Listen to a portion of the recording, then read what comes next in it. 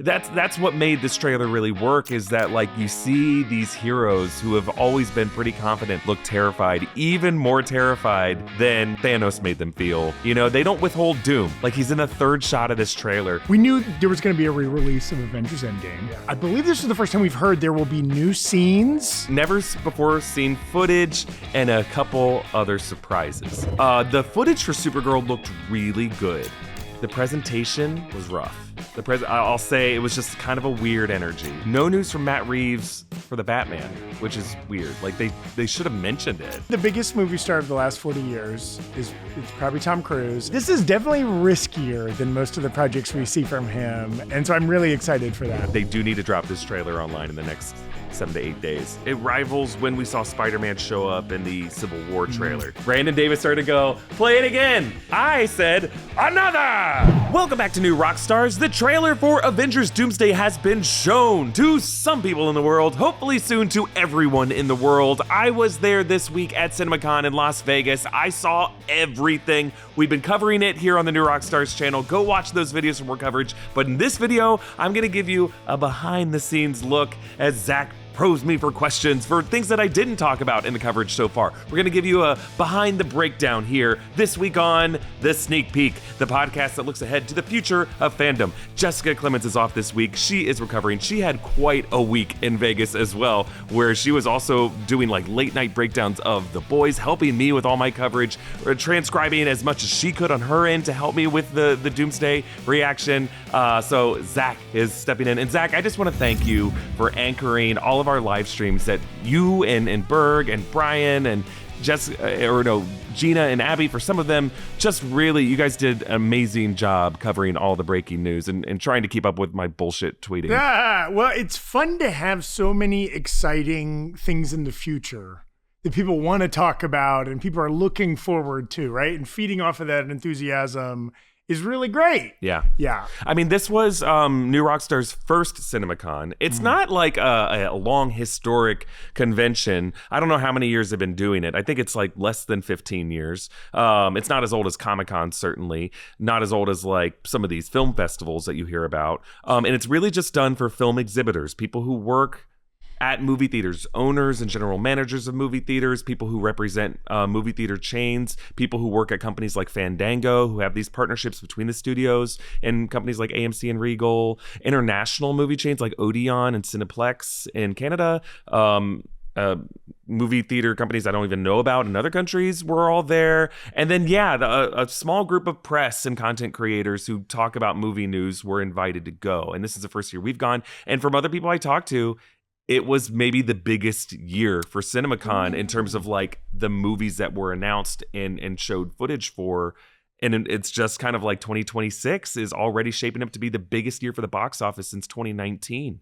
And that was reflected here. There were a couple missteps by like people should have shown up if everybody else was going to be there.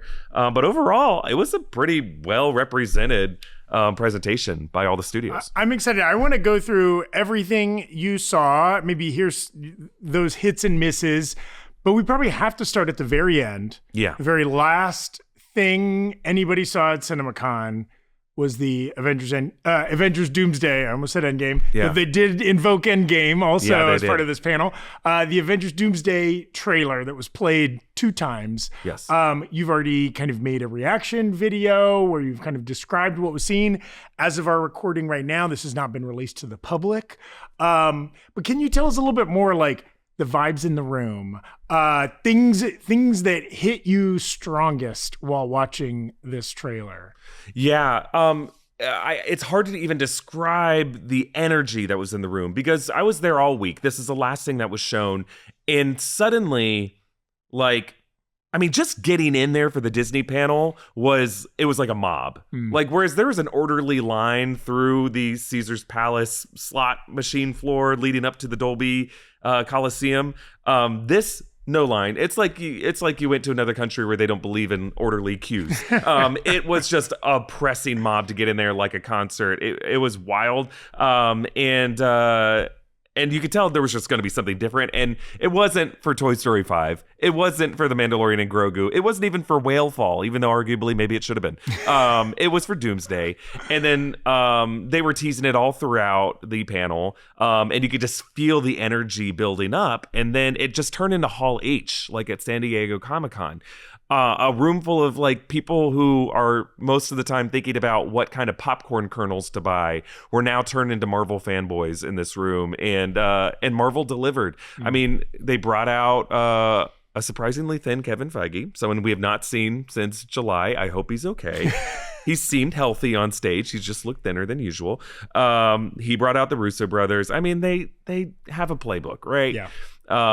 Russo brothers bring out Chris Evans. Chris Evans brings out Robert Downey Jr. Robert Downey Jr. throws to the trailer.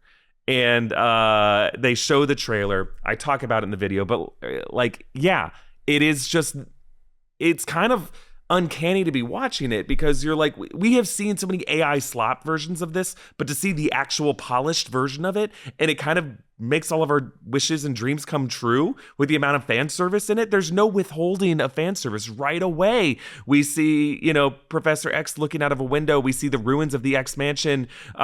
We see kind of a pretty good looking depiction of Jonathan Hickman's red globe incursions tearing apart the atmosphere.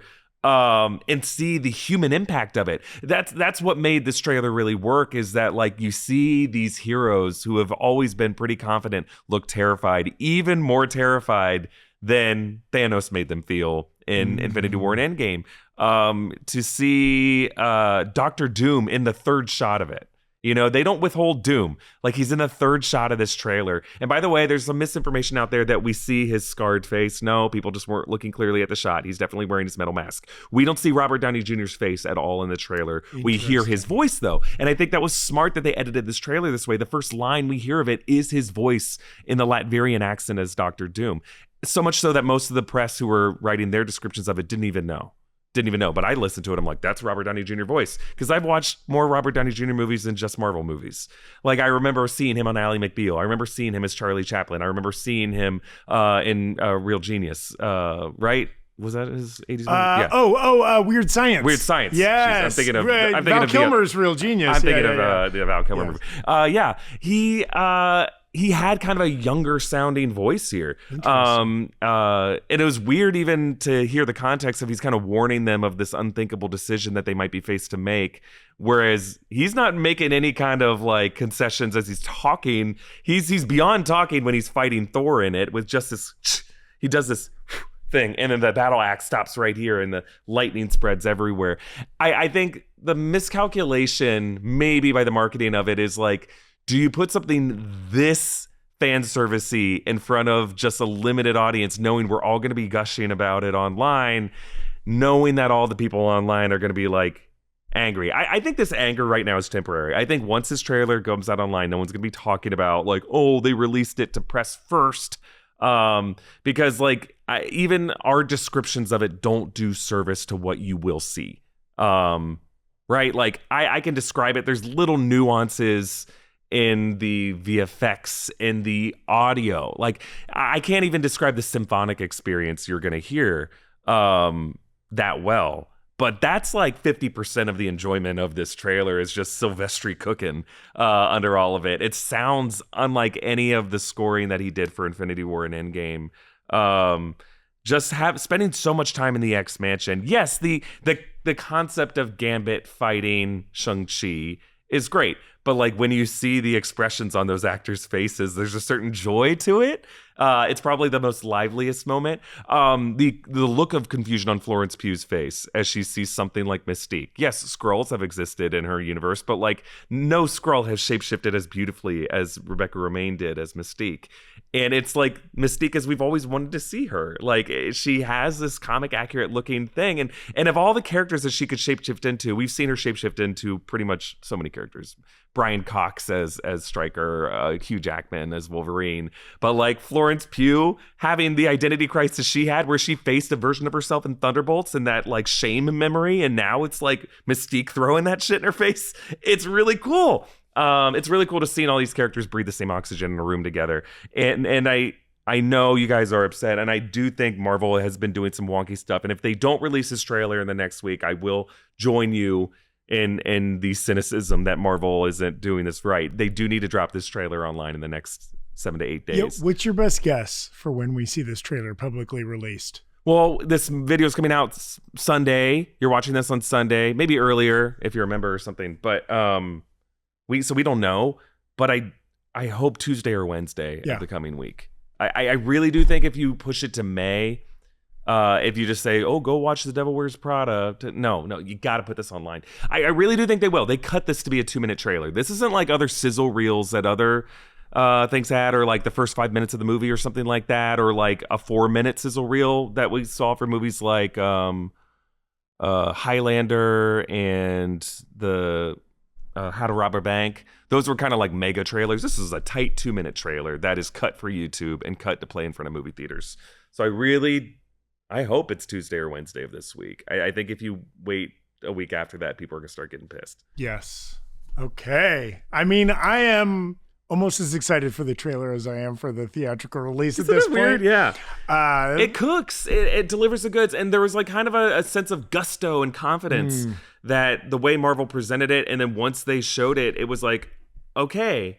You know, I'll say I remember when they were like, all right, we're going to release the first teaser for Doomsday. And it was just kind of that Steve Rogers thing. And we're all kind of like, okay, so Chris Evans is back.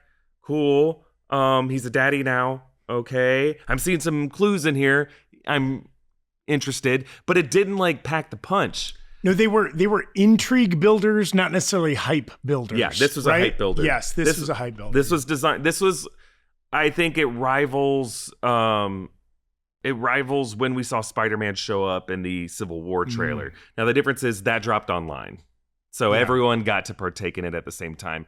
And I think at the end of the day, I'm a YouTuber. I agree. Put this all online, you know? I think that ultimately is the best hype builder. Now, the reason why I can understand at least Marvel doing it this way at CinemaCon is they have a different battle for Doomsday than they did for like Civil War, Infinity War, Endgame. Marvel was hot then. Yeah, drop something on YouTube. The fans are with you. They kind of have to fight a different battle. The fact that they're going head to head with Dune Part 3, where they really do have to win over these film exhibitors.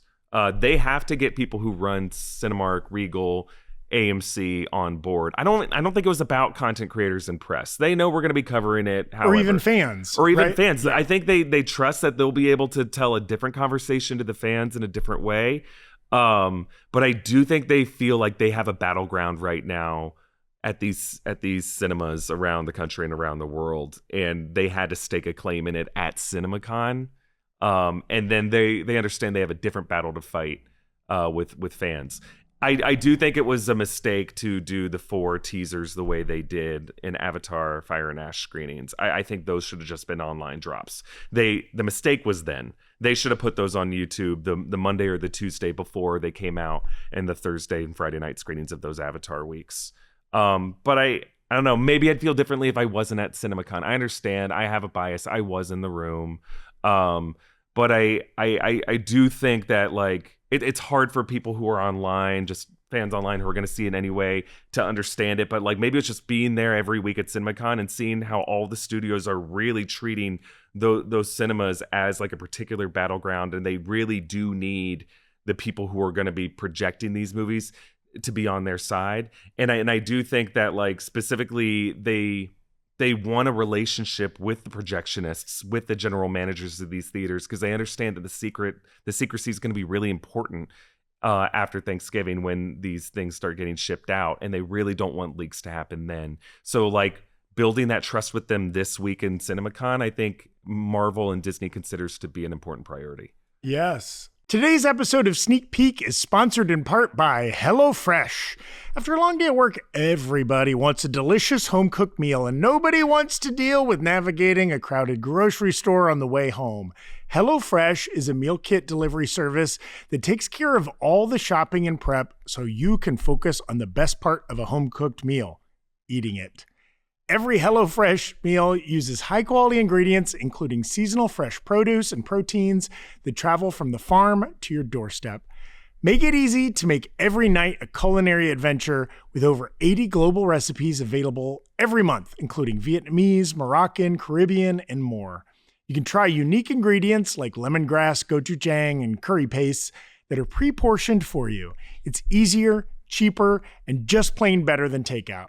Nothing hits like home cooking. I'm a sucker for the Thai coconut curry chicken. I like a little spice, and it's got a lot of spice and a lot of flavor without being overwhelming. And the coconut milk gives it this great kind of rich texture and flavor. Go to HelloFresh.com/NewRockstars10FM right now to get 10 free meals and a free NutriBullet Ultra Plus 2-in-1 compact kitchen system.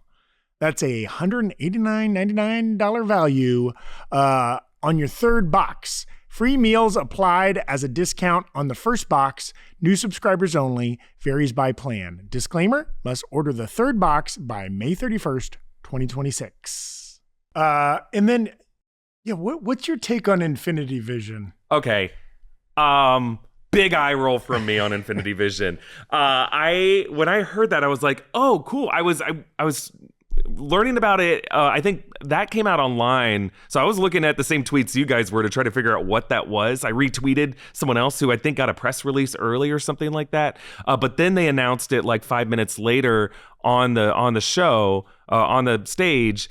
And I was like, okay, so Marvel's going to do some infrastructure build outs, or Disney's going to have like their version of 4DX, and some of these theaters are going to build out a new sound system, a new laser show or something like that.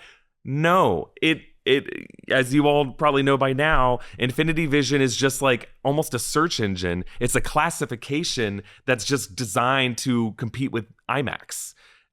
They believe that IMAX kind of has this reputation of, oh, I have to see it in IMAX. I'll drive one town over and skip out paying my local Regal to go to the closest IMAX huge screen. And so they want to have another way, I guess, to go on your Fandango app or your AMC app or whatever it is. I don't know, Marvel's going to set up an app or something, who knows, to where you can go find like the best, highest quality screen within 4 miles of where you live or something. The best, highest quality screen that will be showing either Avengers Endgame or Avengers Doomsday. Yeah, it's just a search engine, yes. I think, ultimately. Which, I know it's probably almost certainly a cynical business move, and as a lot of people pointed out, it is a directly counter IMAX move because Doomsday will not be on IMAX for at least the first 3 weeks of release. Though in principle, I don't hate this idea. Every theater chain has their own PLF, premium large format screen, right? 4DX, ScreenX, IMAX, there's Dolby, there's all kinds. I think there's like, in North America, there's 75 different kinds of premium large format screen from the Infinity Vision press release. I'm quoting that number. And so like, I wouldn't mind if there was a resource that told you where those are, what it means, what the language is, what the difference is, or whatever. Though I don't know if Infinity Vision is going to give us that necessarily. No, and I like the idea of like, I think people should be better educated about how great Dolby is. Mm-hmm. Is that Marvel's job, or is that Dolby's job? Or it's got to be, someone's got to take leadership. And I don't have a problem with Disney doing that, with Disney taking leadership here, but they're only doing it for certain movies, and they're only doing it if they included IMAX in that search engine. I would be less cynical about it, but they're not going to include IMAX. They're just including their movies that'll not be showing on IMAX. It feels like it could also be a ploy to maybe milk some extra money from theaters. Do they have to pay to submit their theater for recognition? Probably, but I think it will pay off for them. It's an investment, and I think honestly, a lot of markets that have PLF screens that are beyond IMAX, like Dolby's, I think Dolby is, for many movies, a better way to see it. Sure. I don't have a problem saying that. I think IMAX is immersive in a way that's very cool, but unless you have a seat that's in maybe just a third of that cinema house, it's not a preferable way to see it. And you know what? We are spoiled. We live in Los Angeles, where almost all the movie theaters are of a pretty high quality.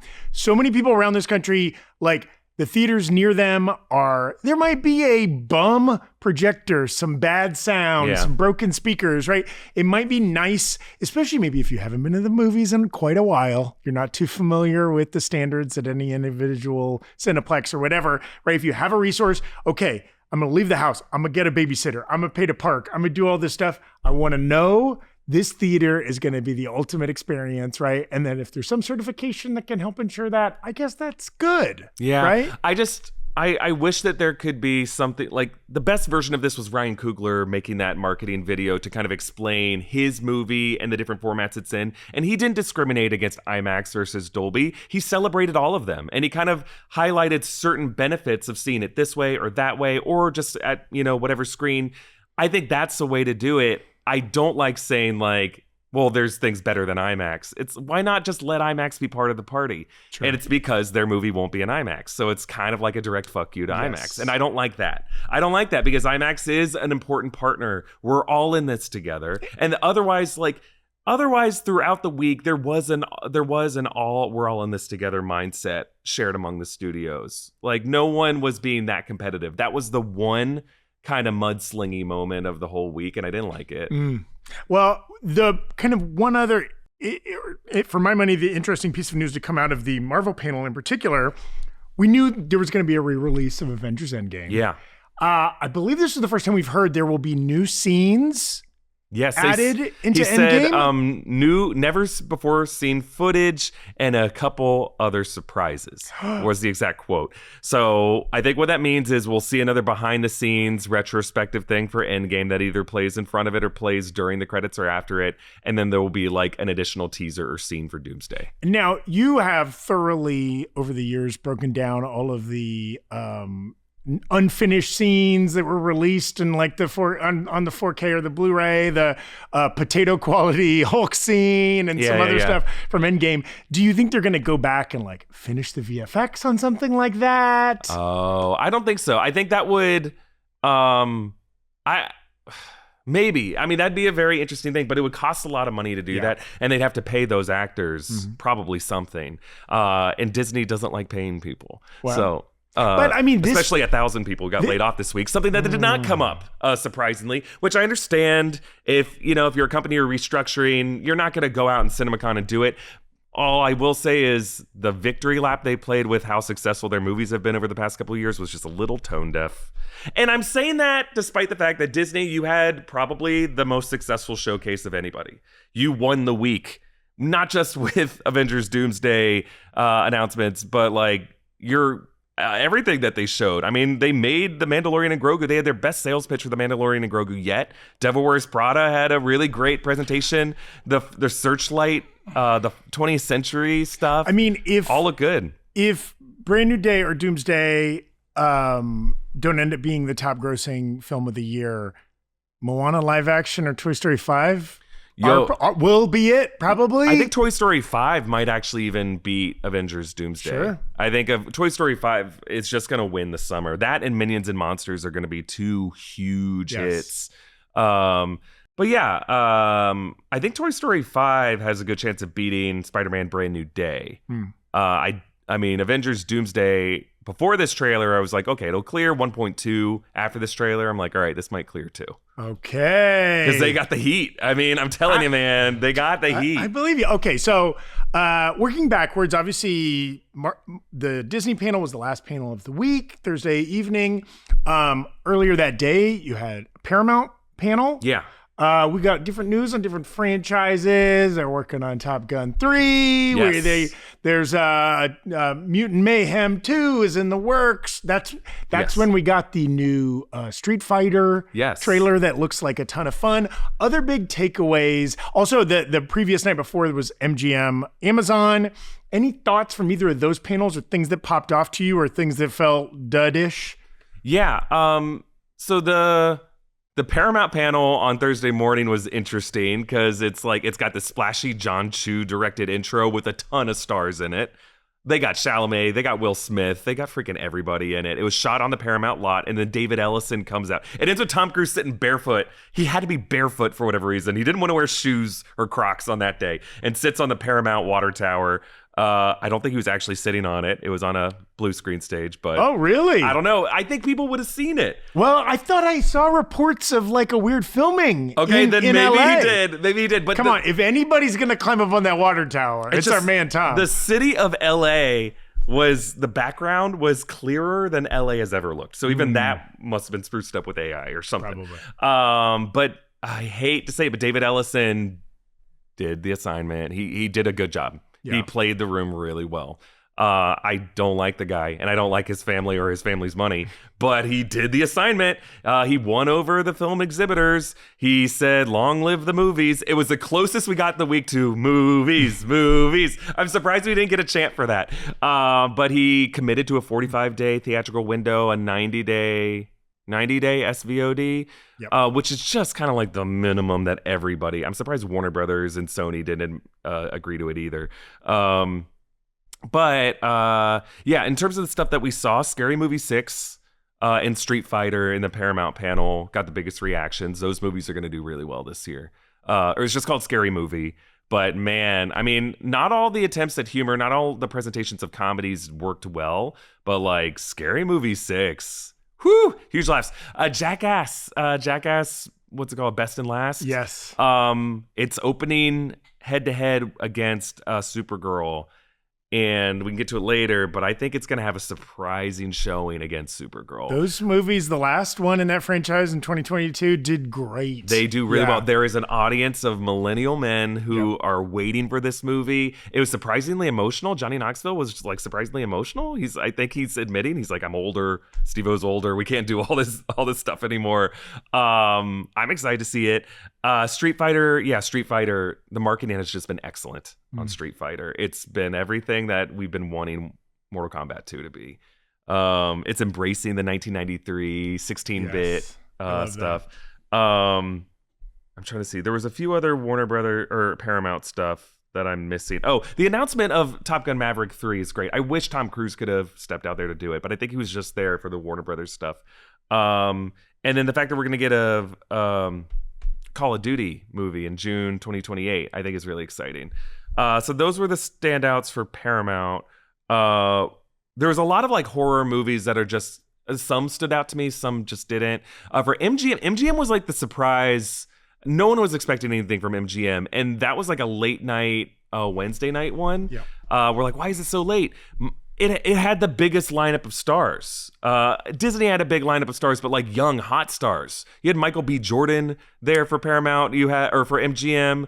You had Adria Arjona, who's now probably going to be Wonder Woman. She was there for Thomas Crown Affair. That movie was not on my radar at all. Which the reports out of the room were the footage, the trailer, whatever they played for Thomas Crown Affair hit like a truck. It was awesome. Yeah. It was so good. They called it like Tenet-ized Thomas Crown Affair, just because you see him using like rappelling cables all the time. He's a star, man. Michael B. Jordan was actually there. He just won an Oscar. He doesn't have to do anything, but Bezos is like, all right, here's probably $80,000 to go to Vegas for a night. They had Michael B. Jordan and Mahershala Ali was there. How to Rob a Bank was the big heist movie that's from David Leitch, who did Bullet Train and Deadpool 2. Really, really fun looking. Zoe Kravitz is going to be in that movie. And then Spaceballs. Spaceballs was like the highlight for me. I'm like, I can't believe it. The trailer that they showed included some YouTubers like Grace Randolph and John Campia. Their past like callings like, we need a Spaceballs too. They put that in the trailer. Wow. So the press section was like, when they showed up. The trailer, I mean, it was the funniest panel by far. Scary Movie 6, funny panel, but this one was like all the people on stage just had it was a good sketch. They had Lewis Pullman and Bill Pullman there. Rick Moranis was actually there. The footage they showed for it and just the overall joke of it. They kept having a running joke of Rick Moranis. Everyone wants to hear him talk, so he has these remarks, and people keep cutting him off and answering questions for him. So funny. So yeah, those were the MGM and Paramount highlights, I would say. You saw a little Highlander footage. Yes, a little bit of Highlander footage. Just looks very like John Wick. They're doing, it's the same kind of, Chad Stahelski is doing it. And it's like Chad Stahelski, Henry Cavill, and the full stunt team that did John Wick, and the same production design, directing team. It's going to look sick. It's going to look really, really good. It was like all behind the scenes footage. I think they get the assignment there. Will it erase the bad taste in your mouth from Highlander 2? I don't know. Probably. Speaking of taste in mouth, how about Masters of the Universe? Also an MGM property, right? Yeah. Okay. So Masters of the Universe, the room really loved it. I'm kind of sleeping on it a little bit, just because the scene they showed There was 2 different examples of 4 non-blondes wake up. There was one in the MGM panel for Masters of the Universe, and I think there was one in the Paramount panel. I was like, all right. Oh yeah, it was in the Street Fighter trailer. Linda Perry is collecting Having a lot a of moment. royalties right Yeah. now. Yeah, the Masters of the Universe scene was it was fine. I like that we got to hear "Wake Up" because you were going to hear the version in the trailer in the credits. The scene though was good. The sizzle reel was the best yet. It was better than either of the trailers. Oh, we saw great. For that. They're not letting Jared Leto say a word in the marketing for this movie. And he's in the movie. His voice sounds deeper. He's not doing the Skeletor voice. No, he's not doing the hand. He's not doing that. But they're not putting him on the press tour at all. For Interesting. it. So that was MGM. And so then continue to work backwards, and we had Universal. Yes. Earlier on Wednesday. That's kind of like up there with Warner Brothers and Disney, usually in the bigness of their output, that they kind of have a quieter year this year, right? Well, I think they're letting their huge directors speak for them. Yeah. You let off with Christopher Nolan having a great speech, talking about the Odyssey and showing some great footage from the Odyssey. We're locked in. Boom. Yeah, we're locked in for the Odyssey. That movie's going to do great. And then ending with the whole Spielberg segment where he gets awarded this thing by the MPA, delivers these great remarks, and then just sits down on stage as kind of like an inside the actor studio with Coleman Domingo, actors on actors or actors on directors, I guess, and just have a conversation with Steven Spielberg. That's all we want with our elder of this industry. And he was just delightful. He's just telling stories. I could listen to that guy talk for days, stories that I'd never heard before. He's just infinitely entertaining, and it was the best looking trailer for Disclosure Day yet. I'll say that Disclosure Day, the trailers have been pretty withholding. This one actually answered some questions. I have a trailer description that we put on our Twitter. Yeah, I've been uncertain. I'm going to see this movie anyway. I'll also watch everything Steven Spielberg makes. And I'll say that, hey, I wasn't sure what The Fabelmans was going to be or what his version of West Side Story was going to be, but I watched both those movies and I'm like, was this the best movie of the year? And I think Disclosure Day could be in that conversation. And it could be unlike those 2 movies that I also really liked, but this could be both a really great movie and also much more widely seen than those 2 movies, potentially, right? This is kind of his return to big 4-quadrant popcorn blockbuster territory, right? Yeah. I'll be excited to see that. Minions and Monsters took up probably too long of a segment, but I think Universal, Donna Langley gets that, that's going to be a $1 billion movie, probably. Already, Super Mario Galaxy is on its track to be the first $1 billion movie of the year. She gets Illumination Animation is kind of where the bills are being paid at Universal, so they want to sell that to exhibitors like Family Entertainment. And Minions and Monsters looks fun. It's it's kind of Who Framed Roger Rabbit, Love Letter to Hollywood, kind of a Hail Caesar kind of thing. So I'll watch it, Yeah. It's we just saw 2 scenes from it, and I don't know if we needed 2 scenes from it, but whatever. Toy Story 5 did the same thing. They showed 2 scenes from it, and I think it's going to be a conversation of which of these family animated movies does better. I think Toy Story 5 ultimately will. That's a bigger franchise, but only slightly. Yeah. The Minions movies do gangbusters. And then after Minions, it was just kind of it was a boilerplate presentation from Universal where it's just and next, watch this. And next, watch this Will Gluck One Night Only movie, which I thought was going to be more of a Twilight Zone movie than it is. But it's this warm kind of I don't know, Crazy Rich Asians, 500 Days of Summer vibe. Where you even though it's about a world in which people can only have premarital sex 1 night a year. Yeah. It's not like even Hang the DJ, Black Mirror kind of is this a simulated reality thing? It's just kind of wouldn't it be nice kind of feel? And I'm I don't know what the tone of this is. I don't recognize the stars, but they're young, hot people who are just kind of emerging in the world that I guess do have chemistry in the trailer. They're talking about pizza. In the trailer. Ooh, pizza. A lot of pizza. I'm in for the pizza. And then we go into Sense and Sensibility, and it's just all right, what? There's no one on stage. There's just an announcer off stage. But then we get to Werewolf, Robert Eggers' Werewolf, and Aaron Taylor Johnson is just nude and jacked and gross and hairy, and it's great. And Willem Dafoe starts talking and some heightened dialogue. I'm that movie's gonna rock. That's gonna come out Christmas. I'm gonna be do I skip a second screening of Doomsday and Dune Part 3 so I can go see Werewolf? I think I might. Wow. I think I might. It's so good. I mean, the December is gonna be, what a month for movies. Yeah. And Jumanji. Yeah, that's right. Before them. Narnia is going to be cool. We'll find out Narnia more and about select that. IMAX screens and on your Netflix. Yeah, wow. So overall, I think Universal, just like in terms of sitting in the room, was kind of the least exciting one. But like, just to have it to be able to share the room with Nolan and Spielberg is just such a rare thing. I'll say Fokker-in-Law was something like, why are we doing this? But then like Ben Stiller and Robert De Niro were actually kind of funny on stage, and then that trailer is actually kind of funny. Yeah, I like the first Meet the Parents. It's the same kind of humor, and a lot of the jokes are actually kind of fun. Ariana Grande is going to be in it, and it actually seems like a pretty good idea for it, of her being the daughter-in-law who's too good to be true, who used to be an FBI interrogator. And Greg has kind of that paranoia of like, why do we have all these interrogators in the family? And of course Robert De Niro, who's like a CIA interrogator, who's like, I like this girl. And it's kind of funny. I think it'll work really well. I mean, the Fokker franchise made a lot of money for Universal throughout the years, so I'm not surprised they're rebooting it. Skylar Gisondo playing the son, who's just so impressionable and protect this boy at all costs. I think it's going to do really well. Yeah. And then on Tuesday, the big Warner Brothers. Yes. Panel. Warner Brothers in the afternoon, and Neon plus G Kids in the morning. Warner Brothers was a lot of fun. It was just a little long. But it's because we got to watch like the first 7 minutes of Dune Part 3, so I'm not complaining. Warner Brothers might have the most like missed opportunity in that, James Gunn, man, you should have been there. DC Studios really whiffed it. Yes, we had a scene for Supergirl. The footage for Supergirl looked really good. I really like this scene. I think Craig Gillespie really knows what he's doing with this project. He clearly, he understands the assignment. He knows what kind of story he wants to tell, what kind of tone he wants to strike. The action and VFX all looked really good. The presentation was rough. I'll say it was just kind of a weird energy. I've watched Millie Alcock in a bunch of press tours. She has like a really fun Aubrey Plaza energy where she's just kind of like, this is what you get. And I think that's great. I want her. I don't want her to have to like be awkward or try to sell things following some talking points. I think she's better when she is herself. But for something like this at CinemaCon, the crowd wants a show. Like they really want someone who's gonna try to please them. And there was a couple times where Peter Safran is leading it, which is already kind of awkward because everyone wants James Gunn to be out there.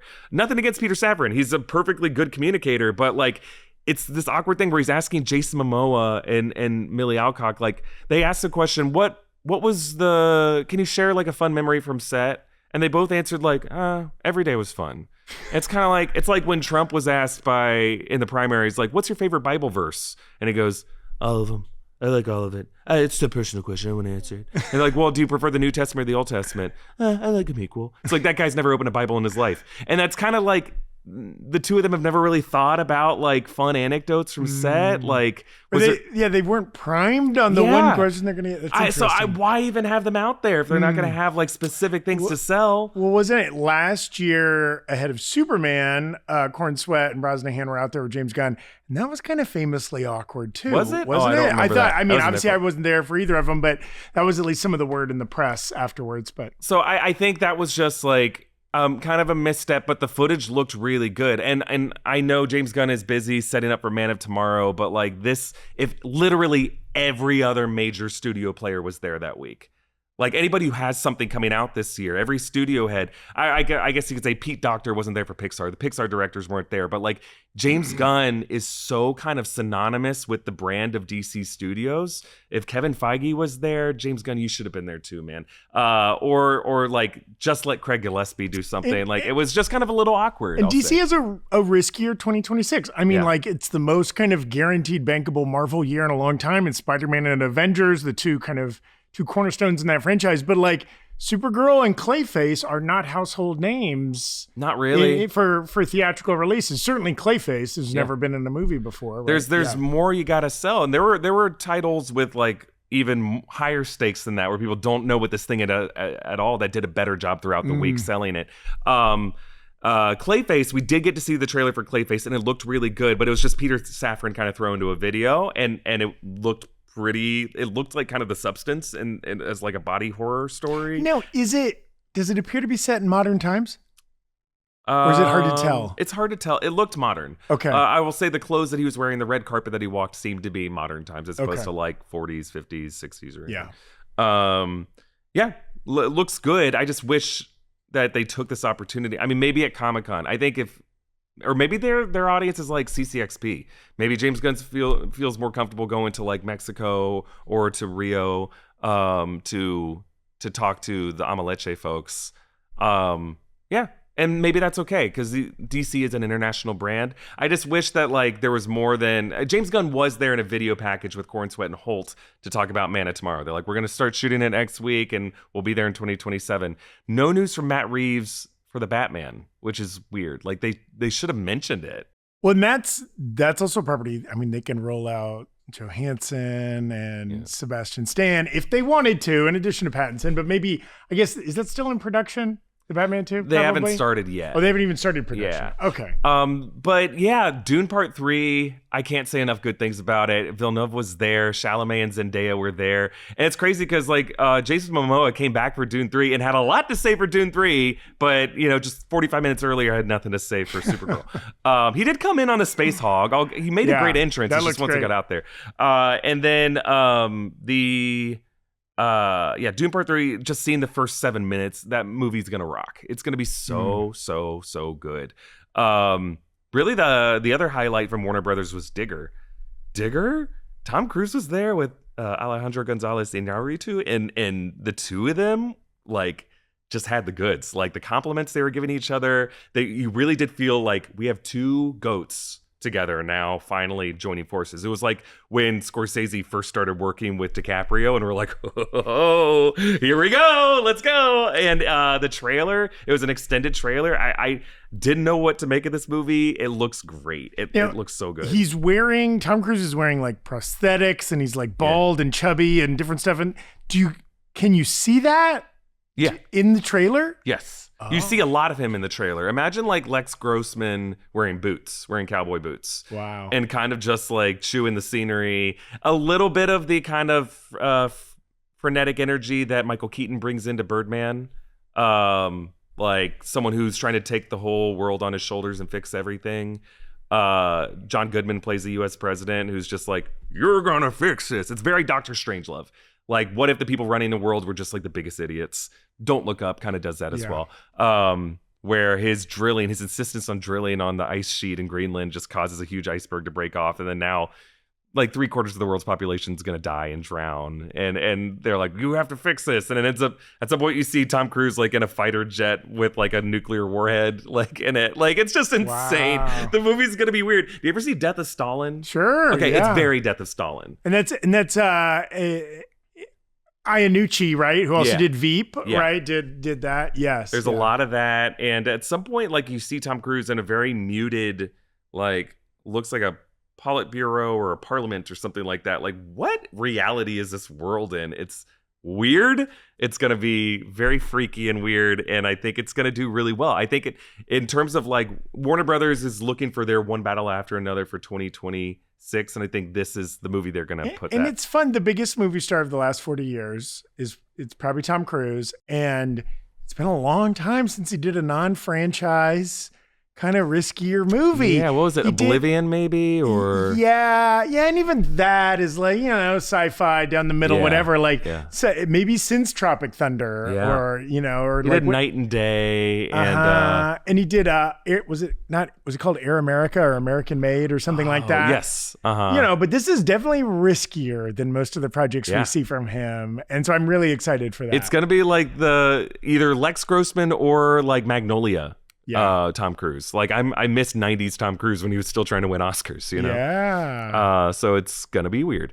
So that was Paramount, and then Neon in the Morning had we got to see the first look that's now online of Godzilla Minus Zero. That just looks awesome. Yeah. I mean, that director is a VFX genius and might be the most brilliant and talented VFX person who has turned. I love it when like VFX artists. Dan Trachtenberg is another example of that, as someone who's just like understands VFX in a way most directors don't, and then they get to step into the director's role. The VFX of their movies just always looks better. They always look better than their budget and are well incorporated with the story structure and everything like that. And then stunt guys. So seeing David Leitch and Chad Stahelski, they end up just making very enjoyable movies in different ways. But there was in the Neon panel, a lot of these are indie movies, you know, but like Boots Riley has a new one. I Love Boosters. I Love Boosters. The trailer looks very bright. It's kind of coming out the same weekend as Mandalorian and Grogu. I don't think it's going to do that well, but I think for an indie movie, I think it'll do pretty well. It's kind of like Set It Off a little bit. If you ever saw that movie with Queen Latifah. And his last movie, Sorry to Bother You, with Lakeith Stanfield was a lot of fun. Yeah, I don't know if it will do the numbers that Sorry to Bother You did. That just had a really effective marketing campaign, and movie theaters are just in a different place now. But man, Boots was out there selling the hell out of it. That's great. He was very, very fun to watch, and I hope people check out that movie. And then the other one was Place in Hell.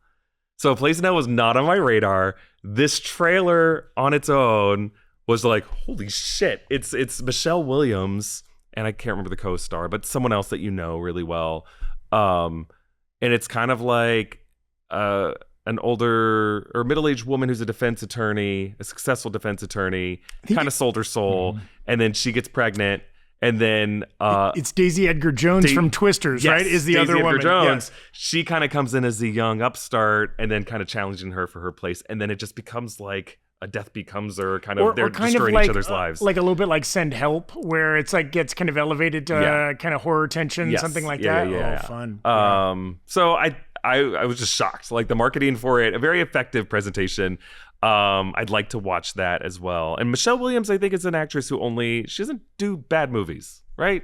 Yeah. I mean, she did Venom, but Venom wasn't a bad movie. I think it was like, I need some Marvel money. I think the Venom franchise has been her one exception. Every other time she's like picking interesting projects that might get her nominated for things. I didn't mention Whalefall. Whalefall was in the Disney panel and was the most haunting thing I saw all week. It was deeply unsettling, and I think it will be a very effective survival horror movie.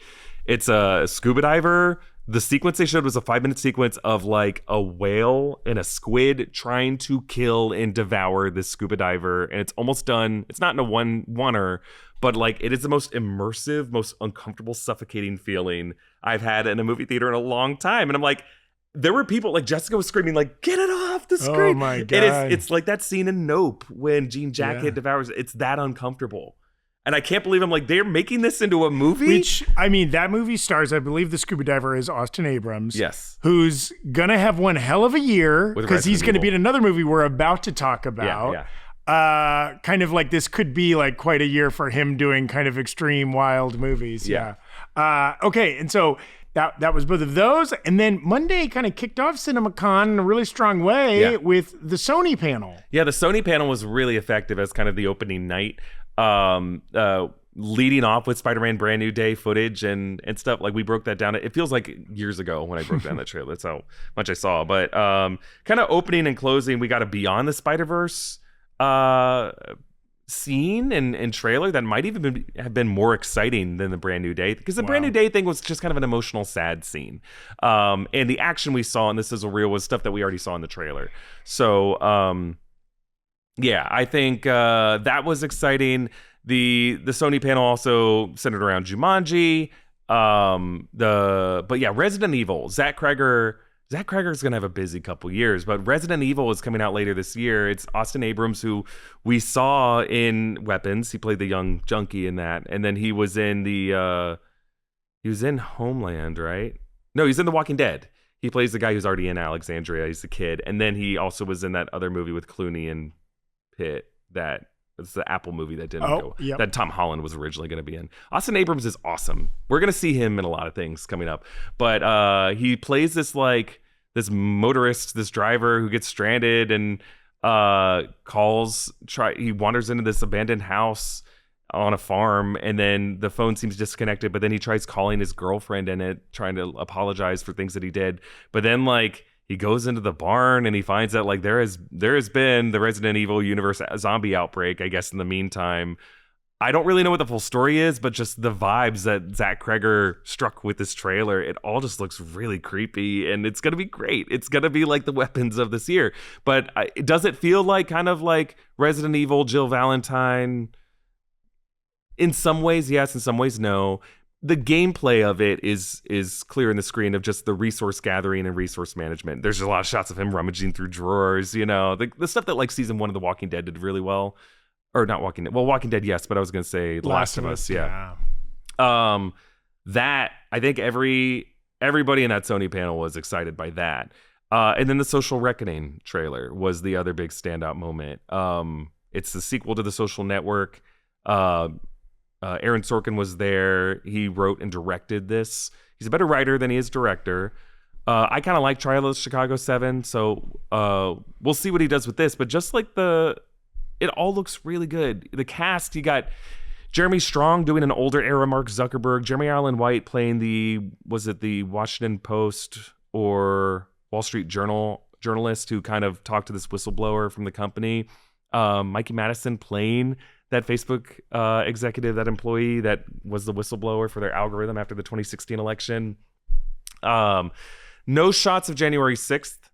We've been hearing rumors that this movie is going to restage the events of January 6th, 2021. We didn't see it in the trailer. But Jeremy Strong, just the character he was able to create. It's not like Jesse Eisenberg, where Jesse Eisenberg just kind of had to create a new character. He was not doing an impression of Mark Zuckerberg.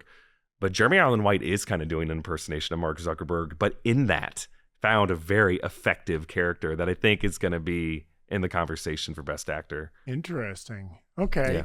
Yeah. Wow. So many movies I'm really excited about for this year and next year and beyond. Like, give us a little, what is like the energy? You've been to a lot of Comic-Cons. You've been to a lot of like big events, premieres, things like that. Like, what does CinemaCon feel like for an attendee that is similar or different from those kinds of events? It feels smaller. Like San Diego Comic-Con is massive. There are just lines everywhere. It's really the ultimate fan experience there, where it can be a little too overwhelming. And people are bringing their kids to it. It's more of like a family thing. There's cosplays. There's all kinds of stuff. Yeah. There's none of that here. This is a trade show. The CinemaCon is like kind of just an industry trade show where it's just people who work at movie theaters. But if you are like not just a film snob, not just someone who's going to Vidiots or writes reviews on Letterboxd, but specifically someone who's not really online, but someone who loves spending your weekends going to movie theaters a lot and has a lot of opinions of what movie theaters you go to. If you're someone who spends a lot of money on concessions at a movie theater, this is the thing for you. Yeah.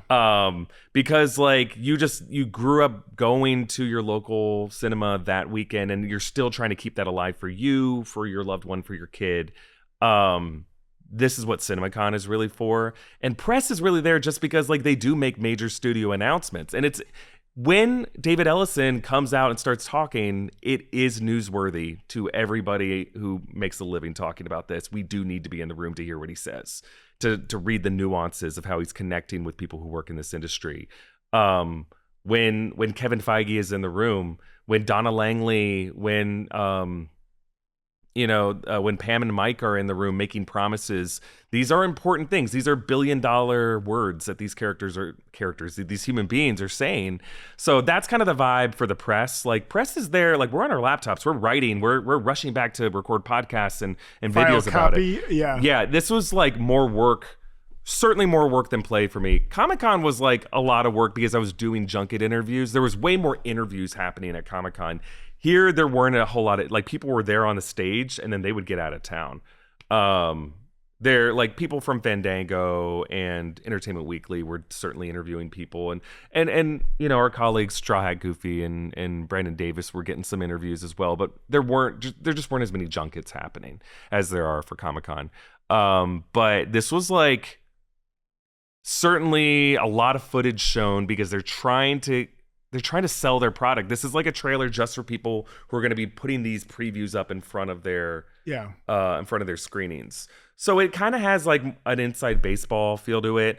But there is a whole trade floor where they have like samples of popcorn and stuff like that. And like movie theater snacks. So that's kind of fun. But then you realize, I can't eat more than a few bites of this stuff before I start feeling sick. I was like, I'm going to go and be like Homer when he gets all the candy in Marge's jacket. The Venus de Milo No, gummy. I quickly got tired. I'm like, I'm going to have a heart attack. I gotta go. But it is fun. I mean, Coke co-sponsored it, so they have like Coke and Pepsi. It's not like the candy conventions like that. But as someone who loves spending hours and hours in a movie theater, it's where I'm often most comfortable. This was like the one for me. Talk a little bit about the security, right? A lot of things were shown. Almost nothing has gotten out, which is remarkable. I don't think anything will. Yeah. Security was more intense for this than anything I've been at before. And I've been to Comic-Con, I've been to D23, typically at like New York Comic-Con, San Diego Comic-Con, and D23 when Feige is there, when Gunn is there, when like Downey is there, and they're showing footage from these big superhero movies. They do typically have it on a big convention floor. Hall H is just a massive space. D23 has the Honda Center or something like that. And then at CinemaCon, it's the Dolby Coliseum. It's at Caesar's Palace. It used to be just the Coliseum, but now Dolby owns it. They usually have security walking up and down the aisles. They bring in contract security just to make sure no one has their phones out. But here, I've never seen this before. In addition to all of that, they have these green shame lasers where if you are on your device outside the press area, they're not supposed to be on your phone at all if you're not in the press area. They'll like laser you. From where are they? I don't know. Oh, they're somewhere hidden, and there's multiple of them, and they're just going around looking for any phone, and they'll laser you. Now, I had thought that this was like a way to black out someone's. I thought it disrupted someone's phone screen. It was like some Israeli anti-Iron Dome kind of thing. It wasn't that. It was just to shame you. Because it is kind of shameful to be like, laser. Draw some attention to you. You realize you're busted, so you put away your phone or whatever. Now, in the press section, we are allowed to have our devices out. Of course, not recording the stage. And if it looks like we're taking pictures or anything like that, here's what happens. There are multiple people posted at the top of every aisle who are looking for that, and they are watching. These are not sleepy security guards. These are professionals. They are good at their jobs. They will run down the aisle. They will leap across these crowded aisles over people's laptops, grab you, hush, whispered, yell at you, and then make you stand up and follow them out, and they will watch you until you delete whatever your thing is on your phone. And if you don't do it, they'll kick you out. I saw it happen.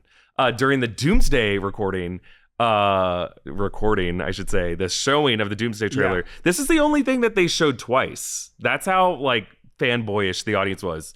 Brandon Davis started to go, play it again. And I know it was him who started it because I heard him, and then everyone started to go, yeah, play it again. I said, another. And then Russo heard it. Joe Russo heard it and he's like, can we play it again? And then Feige's like, yeah, okay. And then they told the booth to play it again. The people in the booth were like, and they played it again. But during the first one, I guess there were some press people. Disney was the only day where they told us we could record the speaking portions where talent and execs are on stage. We could record that. We could even take pictures of stuff they had on the screen to show their slate or their logo. But once footage was shown, phones down. They even asked us to put our laptops down. But if we were writing, they knew that we weren't recording. But I guess some people were recording the remarks, and then either by accident with their audio recorder or not. I don't know. I didn't see it, but it was on the other side of the press section. And then when the Doomsday trailer began, I think it was like their phones recording audio or something like that. I don't know. I really don't know what it was. But those press people were ejected. They were thrown out. Ooh. And they did that, what I described. They ran down to them. And it was different because like most days at CinemaCon, there were security there. I guess Disney brought in extra people on that day. And they were on it. Immediately, they were on it. And they kicked them out. I didn't hear this, but I read online that reportedly someone heard a security person say, I can end this for you right now. And then just put whoever the offending person was out of the theater and close the door in their face. They did end it for them right there. They did end. I guess ended the event. I didn't know if they meant end their career, end their life. Their life. In their use of their fingers. Oh no. No, it wasn't. There was never violence shown, but it was like an intense kind of security. There was like bouncers being like, oh, no, don't do that. Yeah. And they do that because like specifically they don't want bad versions of this getting out there. And they don't want they cut all this marketing specifically for the people in that room. Now, maybe the version of the Doomsday trailer that comes out online will be the same. Mm-hmm. I kind of hope it is. And that's why I think they need to release it online, like during a good time to release something online on YouTube. At that point, it was like late in the day. You don't want to drop it online right then and there. Friday's a weird day to drop something. But hey, Monday, Tuesday, Wednesday, drop it then, Marvel, please. And if they don't, it's going to be awkward. But I think for all these other things, these aren't even trailers. These are like 4.5-minute sizzle reels that are really just made for a film exhibitor audience. It's not meant for an online audience. And if they did, people would call it slow. Yeah. Full scenes. Like, we got to see the first 17 minutes of The Mandalorian. You don't want to put that online. You know, it's an online audience is not, they shouldn't be able to watch like, 20% of a movie. Yeah. They can maybe stream it later, but no. And they wanted it to be on a big screen. That's the whole theme of CinemaCon is you should be in a huge room with a huge screen, seen in person. And something that's made for online viewing is just a different experience. Where if you're by yourself looking at your phone or on your computer at home or your tablet or even your smart TV with your family, that's just not the same viewing experience as seeing it on a giant screen. And I don't know. Maybe you could say I'm a shill for movie theaters. I'll happily wear that as a badge of honor. I'm a shill for the exhibition industry, because if we lose that, we're going to lose something that's like a critical, important thing in our industry, in our lives, and in our our cultural society. experience. Yeah. I know like a narrative they were pushing, different speakers, like there are not a lot of parts of our lives in which we gather with a large group of strangers. Yeah, it's kind of a weird counterintuitive thing. Like, I don't like strangers. I'm an introvert, but like there is something nice to just be in a room full of. It's really, really cool to be in a movie theater, and like if it's a comedy or a horror or just like an action movie, and whatever your vocalized response is, to see someone down the aisle from you or in front of you, and both of you share to that laugh together at the same time, to cheer at the same time. Now you have a connection with someone that you otherwise never would have had a connection with. Yeah. There is something like that if you go to a live sporting event, or if you go watch a game in a sports bar or something like that, and you make a new friend that way. That's a real human connection that is not the same as reading a comment underneath a TikTok and seeing an opinion you agree with and liking it. That's artificial and weird and unnatural and creepy. And the algorithms are making a lot of money off of you by doing that. It's different. It's a real connection that you can make in a movie theater otherwise. Maybe you can find the love of your life there. That's right. Yeah. Or someone kind of weird, and then you don't ever have to talk to them Yeah. again. And you could also maybe find that at a live comedy show, like the one we will have already done That by the we time already did. That we this already video goes. But you can watch it on demand. That's right. You can watch it online, which is the exact opposite of what we've been trying to tell you, but you can. You need a mix of both in your life. You need the IRL experience, but also you can consume content other And places. if you do like that, we'll probably do another one in the future. Yes. Live in person. Yeah, the link will be in this video's description. Our live reading of the Morbius script, everybody's #1 movie of all time. So crazy. Yes. Wow. I'm so excited. It sounds like such a wonderful experience. Even just sitting in this studio and reading your tweets and the recaps and relaying the news from this event was thrilling. So I can't imagine what it was like in person. It's just a different, more stressful thing. I'm glad you guys got to be together doing it. Like, part of me, when I watch back, I'm like, oh, it would have been nice to eat those wasabi cookies with you guys. Like, that is another fun way to experience all this stuff. So we're going to try to do all of it here for you guys. So the reason I was there in the room, guys, is like, I know there was exclusive footage shown, and I just want to be there to help, like, dispel the disinformation. I want to be able to relay it to you guys. Like, often, like, I don't know, sometimes the descriptions that people have, it's not complete, and people want more information on it. And instead, the way you get is some AI slop where it's just misinformation, and it builds up your expectations in the wrong way, so that when the trailer drops, you're disappointed. I want to use this tool that we have here at New Rockstars and this apparatus we have to try to stop that. Yeah. And to try to give people another option to get correct information. That's great. Wonderful. Are you already jazzed for CinemaCon 2027? No, I'm too tired. I need to sit. You need in a couple weeks, maybe you'll the mojo will build back up. And we're not that far out. D23 and San Diego Comic-Con. Yeah, we'll do this again, baby. Coming up. We're going to get maybe even some of the things that weren't shared with the public will be shared with the public. Maybe we get second trailers for some of these things, more scenes, all kinds of stuff. Yeah. I'm excited.